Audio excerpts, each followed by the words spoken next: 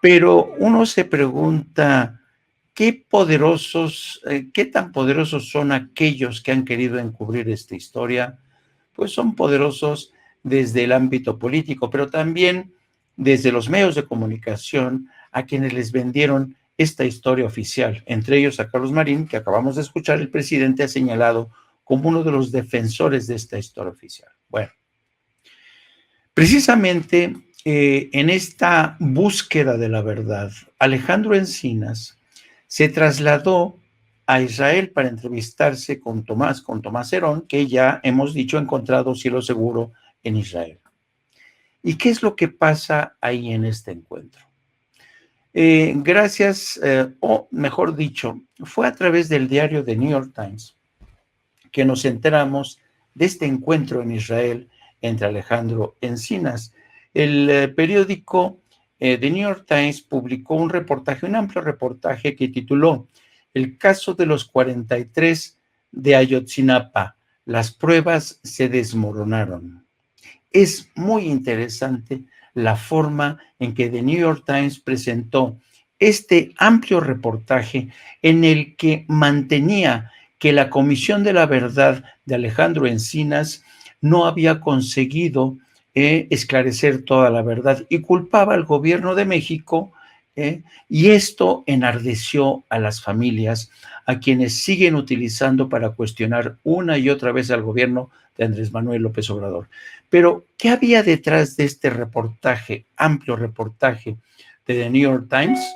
Pues en este amplio reportaje se registró la entrevista que tuvieron Alejandro Encinas con Tomás Herón. Se reunieron en un restaurante conocido de Tel Aviv, y en esa conversación Alejandro Encinas le pide a Tomás Herón que por favor le diga dónde están los restos de los 43 estudiantes que todavía, algunos de ellos no han sido hallados, no se sabe en dónde quedaron sus restos.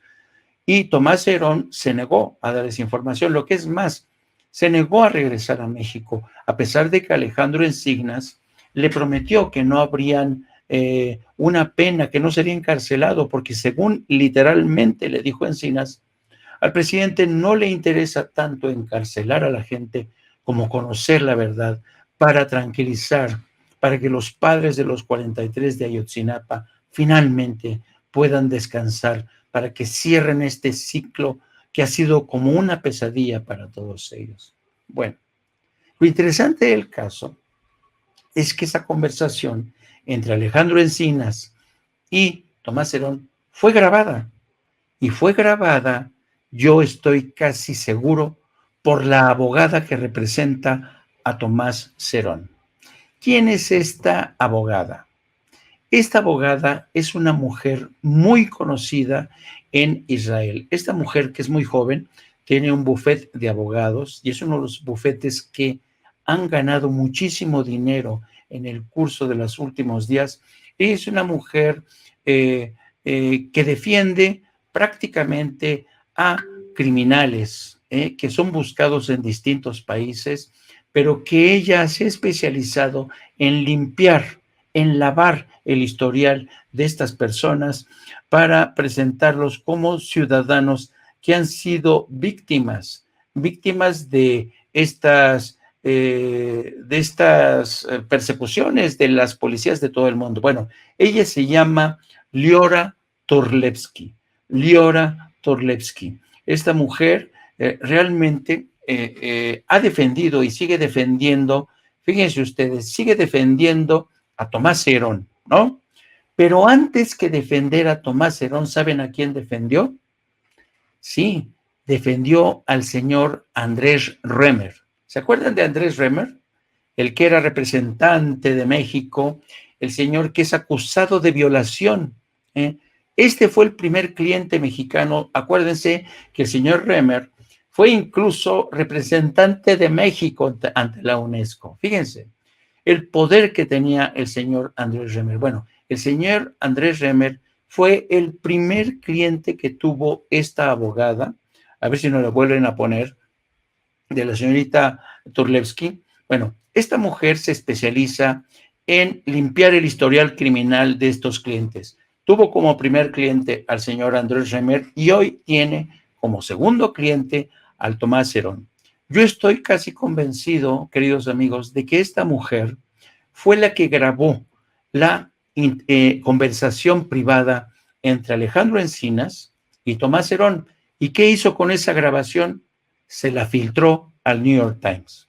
Una cosa interesante, el New York Times no dice de dónde sacó esa grabación, pero es evidente que la grabación la hizo la defensa, en este caso la abogada Laura Turlewski, la abogada de Tomás Herón.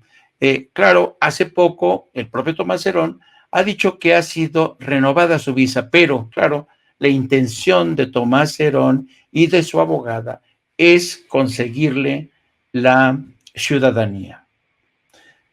Últimamente, y parece mentira, parece irónico, Israel se ha convertido, insisto, en cielo seguro para muchos criminales.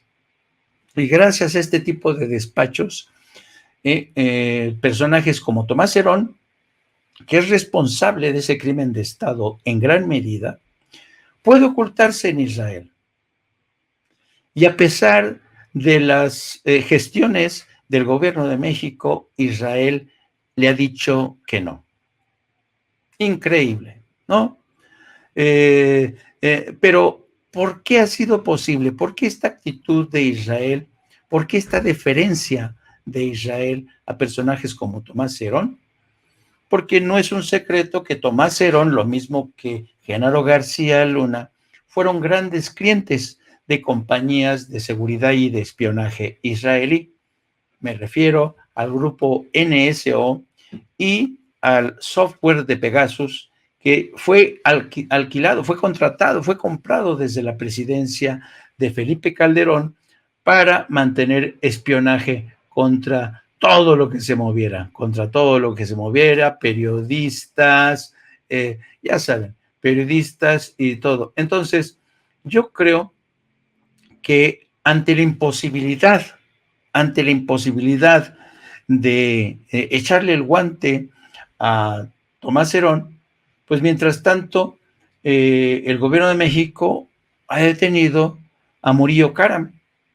Y hace pocas semanas nos enteramos ya que un juez ya ha decidido procesar a Murillo Karam con nuevos cargos de tortura y desaparición forzada por el caso Ayotzinapa. ¿Es justa la detención del señor Murillo Karam? Claro que es justa. Fue la que nos vendió la historia de la versión oficial, de la historia oficial, que estuvo durmiendo el sueño de los justos durante un buen rato.